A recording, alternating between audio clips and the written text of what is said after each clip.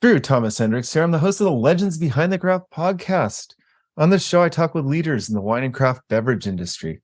Before we get on with the show, got to do a sponsor message. Today's episode, sponsored by Barrels Ahead. Barrels Ahead, we help the wine and craft industry scale their business through authentic content. Go to barrelsahead.com today to learn more. Now, last week on the show, we had Jill Osher from Teneral Cellars. Jill painted a picture of a better world for us, a better world of equality, and how wine can be used to help shape that change. If you haven't listened to it, got to give that episode a listen. Today we have Bianca Harmon joining us again. She's our D2C strategist. How's it going, Bianca? It's going great. Very much looking forward to today's episode. Yes, today we are taking shift into the back end of the wine industry again, and we are talking with Jeanette Tan. Jeanette is the founder of QB Winery Solutions and is a fractional CFO. Welcome to the show, Jeanette. Hi, great to be here. Jeanette, so tell us, what does it mean to be a fractional CEO? It means to be a part-time CFO. So every small business needs a CFO, but most small businesses don't need a full-time CFO. Mm-hmm. And in the wine industry, there's so much complexity around the costing and systems and all the different things that they have going on that they all need a CFO. Some folks I only work, a couple hours a month. Other folks I work 10 hours a week. So I work whatever the amount is needed. That is so smart because you want the quality of a top-notch CEO, but you can't afford to hire them so much. So stepping back a second, how did you get into this business and in the wine industry and being the fractional CFO for so many wineries? It's a long road, so I'll try not to digress too much. I hear it started when you were 12. Yes. Yeah. So when I was 12, I was the family chef. And I cooked with Julia Child's cookbook, but my muse was Graham Kerr, the Galloping Gourmet, who always sat down with a glass of wine. And my parents drank wine. My dad drank German wines. My mom drank champagne while she drank Asti Spumante. Oh, yeah. So that's what I drank. But we both progressed with our taste. And so by the time I was a senior in high school, we were drinking Cornell Rouge and the really dry stuff. And then flash forward in my 20s, my family had a French restaurant and I ended up being the manager of the restaurant. Wow. And this was in the 80s. We opened, I think, like in 79 or something, 79 or 80, something like that.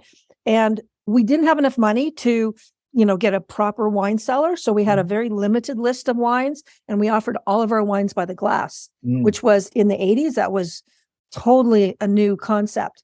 And we focused on the California wines. We took the list of the wines that were at the 76 Paris tasting. And we kind of went shopping with that list. And we had a bunch of those wines on our list. So we kept rotating wines. We had dinners with the winemakers, which was in the 80s.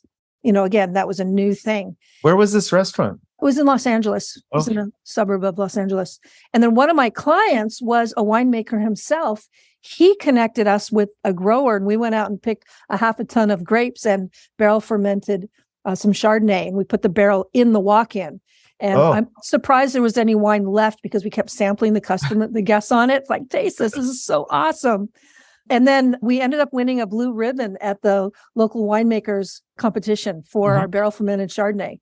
So nice. So I've always kind of played around in the wine industry. It's always been an interest. Yeah. But when we sold the restaurant, I ended up moving to Maui. And on Maui, you have to do a little of everything. So it became a QuickBooks ProAdvisor because I had this accounting. I had to do the bookkeeping for the restaurant. So I knew about bookkeeping.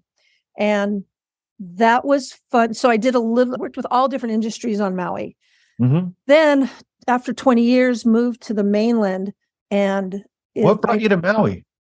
I was part of the management team that opened the Four Seasons Resort. Oh, cool. In Wailea. And that was just a blast and a half. Wow. Being part of that team and being in it at the very beginning. Yeah. So when I moved to the mainland, moved back to the mainland in search of better schools. My kids were approaching high school, and we landed in the only place I would go, which was Sonoma County. Oh, shoot, I skipped something in there. So the second year that the Four Seasons was open, in the beginning of the summer, the GM came to us managers and said, we know we're going to be slow in the fall, so we want you managers to take a leave of absence. We'll pay your medical, just go away, just be back by festive season. I go, well, when do you want us to leave? They go, oh, you can leave like mid-August, just be back by November. And I'm like, I'm out of here. I got a job as a cellar rat at Dry Creek Vineyards in Sonoma County. Yeah. And in those days, so this was early 80s. In those days, the game was in Napa, but they were already full with their cellar crews. And so you came out for harvest, basically. I came out for harvest, and spent the entire harvest working for Dry Creek Vineyards. And I was so happy that I landed in Sonoma County. It's just fun people, obviously great wine. And I got to drive a forklift to, top up the barrels. And I was filthy for 3 months. I was in heaven. So then, that was fun. And I was ready to move back to the mainland and permanently transition into the wine industry. But I accidentally met a surfer and stayed on Maui and got 2 great kids out of the deal. But then there's some great ways in Maui. I've got an uncle over there. Then flash forward, looking for better schools for my kids. And the only place I would live if I didn't live on Maui was Sonoma County. So landed in Sonoma County, traded paradise for the wine industry. And then I thought I was going to need to learn about AMS because I thought that was the software that all the wineries used. But I discovered that all the small wineries are using QuickBooks and they all had a mess. And I took all the experience that I had gained working for the different industries on Maui. I put them together into a system that works for small wineries. And then I taught some classes at Sonoma State Wine Business. What was the comment when you first jumped into these wineries with their QuickBooks? What was the common mess that you used to see? Or what's the biggest mistake they make? Oh, well, there's 2 basic kinds of messes. One mess is because AMS is an industry standard software, a lot of people were trying to replicate what they thought AMS was doing. And they were trying to set up QuickBooks to mirror AMS. Now, AMS, so to all the people that are listening that aren't in the accounting side, that stands for... I don't know what it stands for. AMS, and then there's RMS as well. And they've been around for a long time. They're just powerhouses. And then, so that people are like, well, I don't want to pay for AMS. It's bigger than I need. Right, exactly. QuickBooks, but let me just model it after AMS. Exactly. Make it a mini AMS. Correct. And they weren't using the features built into QuickBooks. The second big mess that I see is in the costing. So the costing is very complicated because the production cycle for wine can span 3 calendar years. You have the year of harvest, then you have a year of aging, and then you have a year of bottling. And you have to carry those costs through that entire cycle. And then to make matters more complicated, there's what we call true cost, which is the correct way of carrying all those costs. But then there's also tax costing. So how the costs show up in your tax return follows a different set of rules than the cost that you carry in your books. We strongly recommend that you use this true cost in your books because that's how you have your true profit and loss report. You can't manage the business if you have tax cost in your books.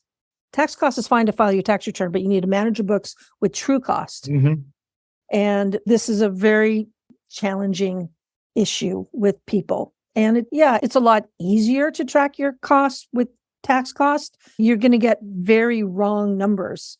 It's hard to figure out where you need to go. Well, it's also, you'll actually get fatal numbers. You'll make wrong business decisions if you're using tax costs. That's very ominous. Fatal numbers. Yes. Yeah.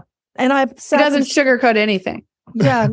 I've seen some wineries suffer because they were basing their pricing strategy on tax cost instead of basing it on true cost.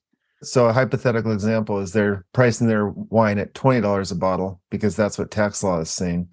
Tax law is saying, but it should be more like 40. Something like that. Yeah. Oh my gosh. So that could easily sink you, and you think you're doubling you're extremely profitable, and you're not. Exactly. Wow. So that's a huge unmet need that you came into, and all these wineries just kind of bootstrapping themselves up through QuickBooks was kind of how you built QB Winery Solutions. Right. Exactly. Yeah. So we're just trying to get the message out there that we exist. So not in addition to the CFO services that I offer, we also have courses on our website on how to set up QuickBooks. We call it the Fundamental 5. And we have a course on the costing called the Costing Book Checklist course. We actually walk you through step by step exactly how to do the costing.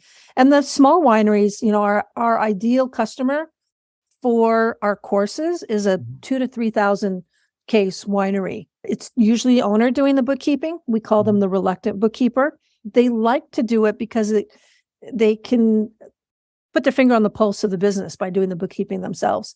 But their business isn't so complicated that they can't do it. I like that size of business. I think a small winery doing 3,000 cases, 100% DTC can do really, really well. They can have a nice streamlined operation. Once you get into the 10,000 case, 10, 12,000 case, you're into a lot of staff, a lot of complications. So your wineries are basically coming to you and almost contracting you out to do their finances. We supervise them. One of the things that sets us apart from most accounting firms, we prefer to teach people how to do the day-to-day bookkeeping. We'll come in and review the file, make sure it's clean, talk to them about anything new that showed up, how to handle that. And then we'll review their financials and give them, our opinion about how things are going. Because I work exclusively with wineries, I know what the trends are. I know what the ratios should be. So we teach people how to do the day-to-day stuff. We prefer that they do that, and then we'll come in and support them in that work. Sure. Love that. Does that tie into the Fundamental 5 course that you have? Yeah, the Fundamental 5 Talk to me about that. I'm really intrigued about that. Sure. So the Fundamental 5 is our system. So there's 5 things that need to happen in the QuickBooks file in order to create a system that works for a small winery. So first of all, you need to have an effective chart of accounts. That means an organized chart of accounts. You need to track your sales by class. And what's unique in the wine industry is that you have all these different sales channels with very different margins to sell your wine through. And so it's really important that you track that so that you can see what your gross profit is, what each of your channels is generating in gross profit. The third is set your inventory up correctly. And this is the area that people tend to make the biggest mess.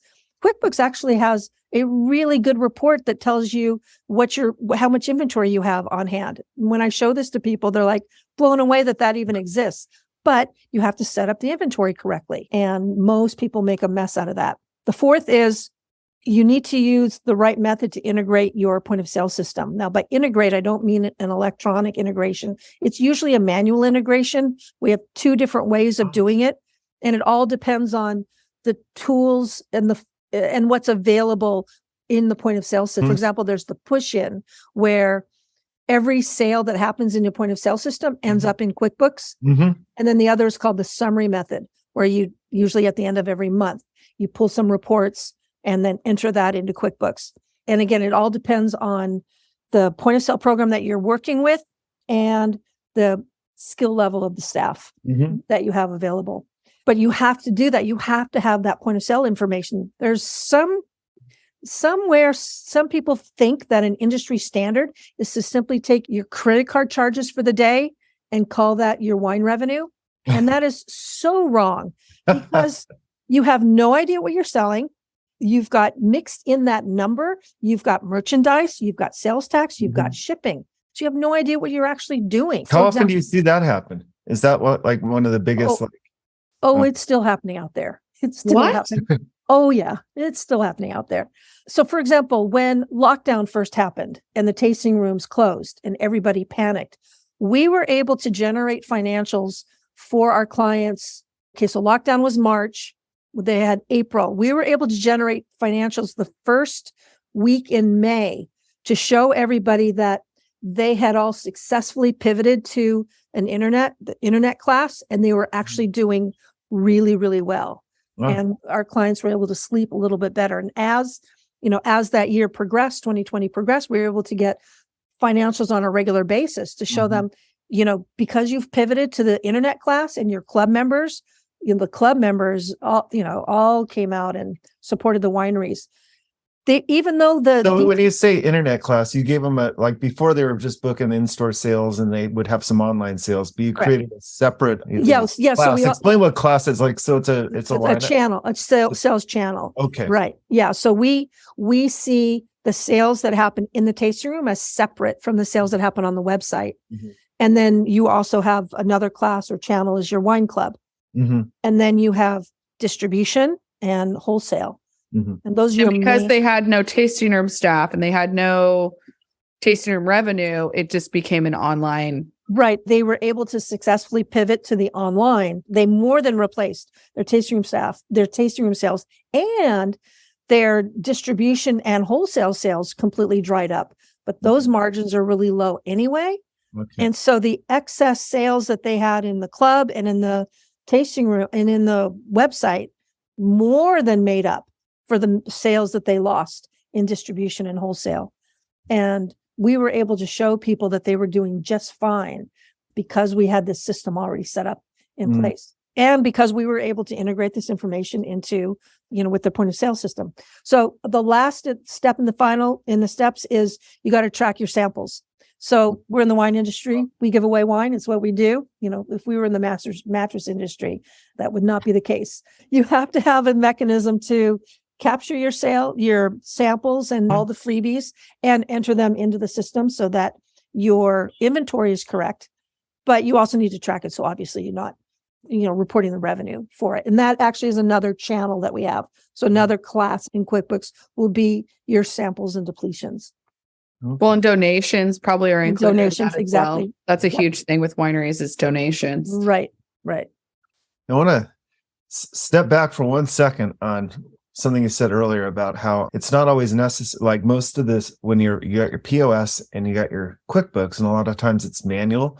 I think the vision of everyone is this like seamless, everything syncs with everything. Yeah. And sometimes it's not necessary. And exactly. All this worry about everything syncing in real time kind of complicates it to the point that you lose the data. Exactly. That's absolutely right. Everyone has this holy grail concept of everything all integrated, and it's not the case. It just takes one engineer to decide he wants to change something, and the next thing you know, the thing is broke. So we have it's often faster just to do the manual integration, figure out how to do the electronic integration. You just need the right SOPs, and then you help the wineries set up these operating procedures where it's not that cumbersome. Exactly. And so that's where our SOPs come into place. We have documented SOPs for all the basic procedures that need to happen in the wine industry so that people can make notes about whatever's specific to them. And then when there's, someone new in the office, you've got these documented so you can hand them off to the next person. So you have consistency instead of having to start all over from scratch and break it.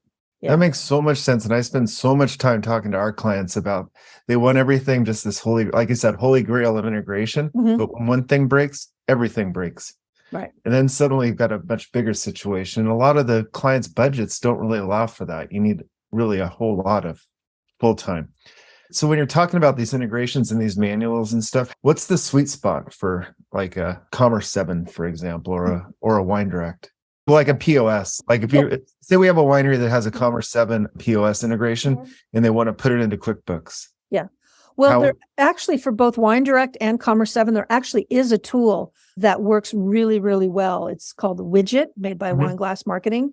And that tool, we've been using it for whatever reason the last couple of years. We've been able to move a lot of clients onto it, and it works really, really well. So there is a pretty tight integration. There is one now. It wasn't always the case, but there is one now. It works with a couple of other programs as well, but Commerce 7 and Wine Direct, they started with Wine Direct, so Wine Direct works well.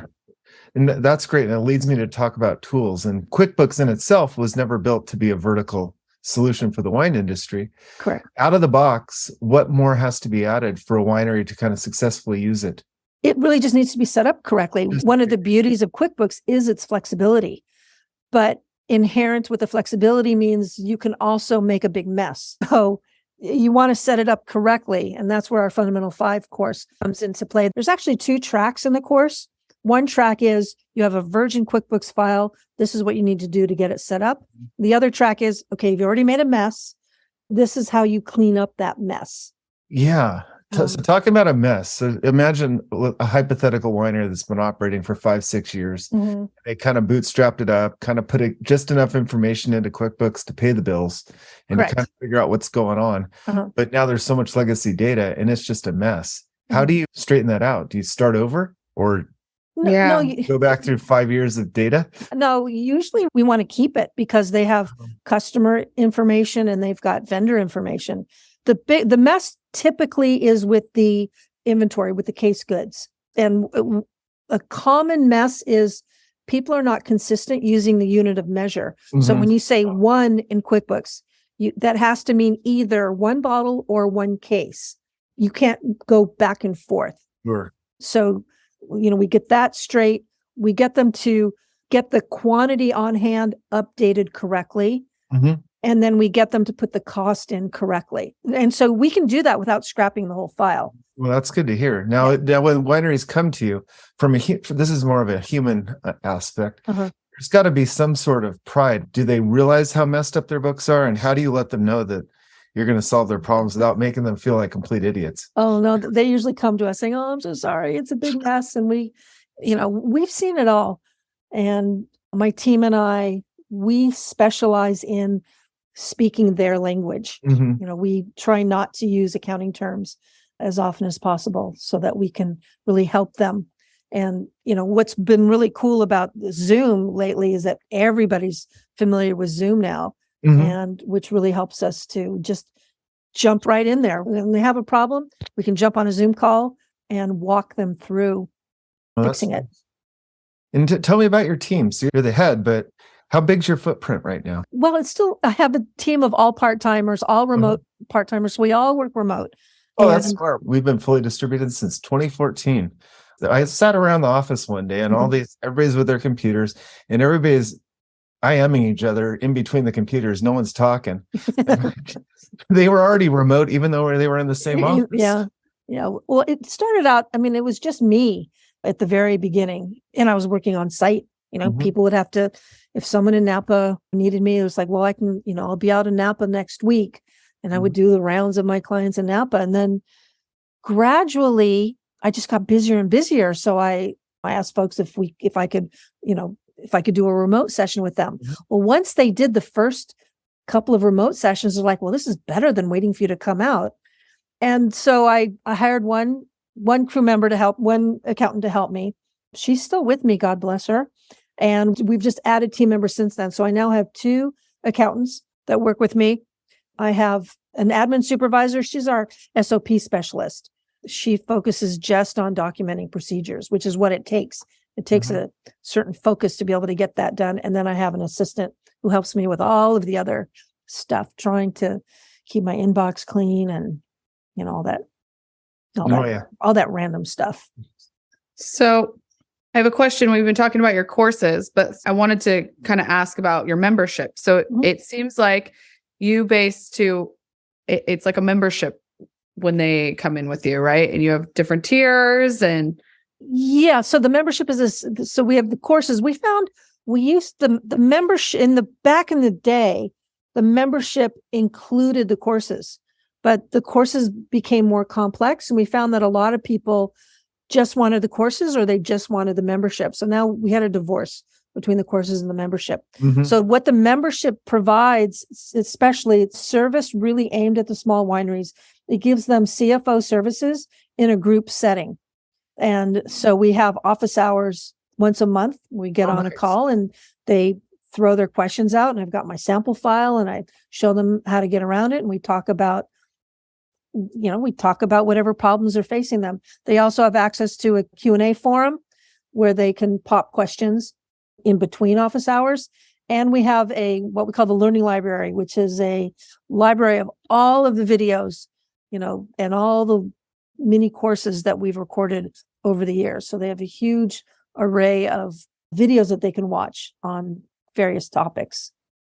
Are the members able to help each other too? Like, is it like a mastermind setup or are they cohort office hour? That is a goal that we've been trying to that we would like to get to, but Yeah. we haven't been able to create that synergy yet. Every now and then, when we have an office hours, I have had folks, I knew that one guy had experience with something that someone else, had a question about. So rather than my explaining, I said, hey, George, why don't you tell, Sam about yada yada.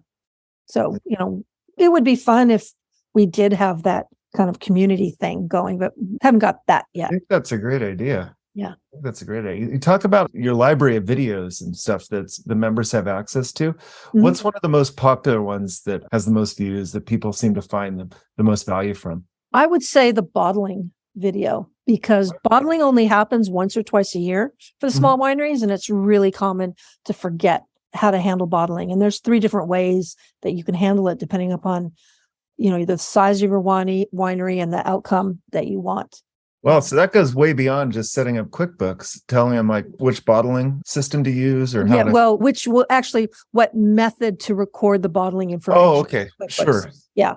Yeah. So whereas the fundamental 5 is all about setting up QuickBooks, once it's set up, then you can add on all these other kind of tricks and workarounds and how to do things on top of that. Yeah. I mean, we also get into how to read the financials, what you look for, what's the value of the gross profit? Why is that important? A small winery can dramatically improve their bottom line simply by shifting the sales in their sales channels. They don't even have to make more wine. So the same 3,000 cases, once you start shifting it more and more into direct to consumer, you're going to beef up that bottom line considerably.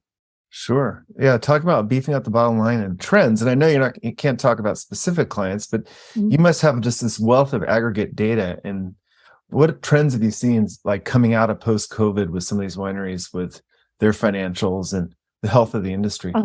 Well, so COVID just happened to exacerbate a trend that's been happening in the wine industry where the tasting room traffic has been slowly decreasing. The traffic has to do with, the traffic decreasing has to do with more and more tasting rooms out there. It also has to do with a change in the demographics of the wine drinkers, the baby boomers, who are the ones who fueled the current wine industry. They are aging out, and the next generation isn't drinking as much as the baby boomers were. So there was a trend, and Rob McMillan at Silicon Valley Bank has been documenting and talking about this trend for the last couple of years in the Silicon Valley State of the Wine Industry report that they publish, the early part of the year. He's been talking about this trend where the traffic is going down. And then COVID, which completely, obliterated traffic and tourism. And what's interesting is that some of the outlying regions like Santa Barbara and Paso, they're actually doing really well because they're closer to LA, or people are going to those areas because they're closer to home rather than coming all the way up to Sonoma County and Napa. I also think their wineries are set up differently down in Paso and LA versus Napa. In what way? And somebody that was, lives in St. Helena and goes they're more fun. Yeah. They're more fun. They're more fun. They're more gauged to what these people want. When you come up to Napa, it's still very gauged towards, the very getting six people don't feel as included when they come to Napa. They don't feel like they are that they're just going to be kicked out the door. And these wineries in Paso and Temecula and Santa Barbara, they're like, come on in. We want everybody. Yep. And Sonoma, unfortunately, has, my fiance and I were just talking about it the other day. Sonoma you would go over to Sonoma to get away from the Napa. And Sonoma now is unfortunately right in that trend as well, price-wise and everything. So price-wise, yeah. And they're all charging, not only tasting fees, but, big fees for the experiences. Exactly. I completely agree that, that is a trend that's been happening. So, yeah, I don't have a client exactly in Santa Barbara and Paso, but I have folks who work down there, and I know that they're staying nice and busy. But in general, the shift that I see since COVID is the strength of the website sales. COVID taught folks that they could buy wine through the internet. And I am seeing some wineries with a lot of success, really putting a lot of attention into that channel. So do you talk about that in your courses at all? Either, the importance of investing in, as that's what we do, is the importance of investing into a good website and good softwares and good all of this. Do you talk about that? Well, we touch on it. I touch on the importance of having a strategic plan for each of these channels. One guy talked to me, said, well, why do you have so many channels? Why not just have one DTC? And I said, because there's different resources behind every single channel. And so there's a different strategy behind each one. And if the tasting room, traditionally, the tasting room traffic is what grew your wine club. Well, if that traffic is down, then your club isn't going to grow as much. So if you're going to have kind of flat or low growth in your tasting room in your club, that means your growth needs to come out of the website sales or maybe virtual tastings. And, what are the opportunities? What's the strategy around building that? I mean, that's as far as I go because I'm an accountant, not a marketing person. But from an accounting standpoint, this is the question I've been waiting to ask this for quite some time. When you've got a winery that's 3 to 10,000 cases and they're shifting in a certain percentage of their sale, what percentage of their revenue should be spent on like digital improvements and website sales if that's their primary source of income coming in? Actually, I don't have any statistic. It's kind of funny though. There's no rule of thumb. That are selling 10,000 cases. Some of it's online. They want to grow online, but they've got a budget of like $500. Yeah. It's like, that makes no sense. Exactly. So the thing about the online sales is that you can exactly track that your dollar spend and have an expectation for return. I mean, I love the old adage of, the business owner says, I spend, $2,000 a year on my marketing and I know half of it works. The problem is I don't know which half works. Yeah. But with online marketing, you can tell exactly if something is successful. And that's why it's such a useful channel. You can't really tell with all the other things that you do, what's really driving traffic into your tasting room. Is it was it really the placement at that restaurant where you get the pours? Is it, the brand recognition through your distribution sales? Who knows? You don't know. But with online marketing, you know exactly what's working. Let's talk KPIs for a moment. What sort of KPIs are you encouraging your wineries to track, and what sort of metrics should they be shooting for? Oh, great question. Great question. Well, we always track the percentage of not only case sales, but gross profit by channel. We track average case sale by channel and average cost of goods by channel, because it's not at all unusual for a winery to have different wine targeted, created for distribution with, lesser grapes and cheaper glass. And they may have a reserve bottling for their club members. So we track average case sale by channel. And that's really interesting to watch that. That's actually grown. What we are seeing, even though traffic is down in the tasting rooms, the average case sale price is up and the average sale per person, per visitor is up. There are people who are showing up, are spending more money and, enjoying themselves more. It's an interesting trend. So even with some clients, I'm seeing the total case sales is down, but the gross profit hasn't missed a beat because they're selling it at they're able to sell it at a higher dollar price. Are there any KPIs that you see wineries using that you just wish they'd just stop because they don't really work or they're not? Oh, absolutely. Top line revenue. Top line revenue tells you nothing. It's gross profit, which is your revenue minus your cost of goods. That's your gross profit. That's the number you need to track. It doesn't matter because you can go and sell, a pallet to distribution. Yeah, whoopee. But a small winery, because their cost of goods is so high, a small winery cannot make the wine at the same price that a large winery. There's just, it's a craft beverage. They don't have the economies of scale exactly. That's the term. Yeah. Yeah. So you have to look at your margins, and the margins that the small wineries have on their distribution sales is negligible. So that they're bragging that they're making $2 million a year, but they're of gross revenue, but their net profits is negative 30,000. Exactly. Like, where's the money? I'm making. Yeah, where's the money? I know it's coming in. Well, what's your gross profit? Going forward into the future, so QuickBooks has evolved so much. What would you like to see in QuickBooks as they roll out their improvements? Well, the desktop program has pretty much evolved as much as it can. Are you putting most people into QuickBooks Online or still on desktop? No, we prefer to keep people in desktop. Oh. If they need a remote solution, we can put them on a remote server. And we have another tool that works really, really well. It's called QBox. It works like Dropbox, but it's specifically for a QuickBooks file and allows you to very economically share a file in different locations.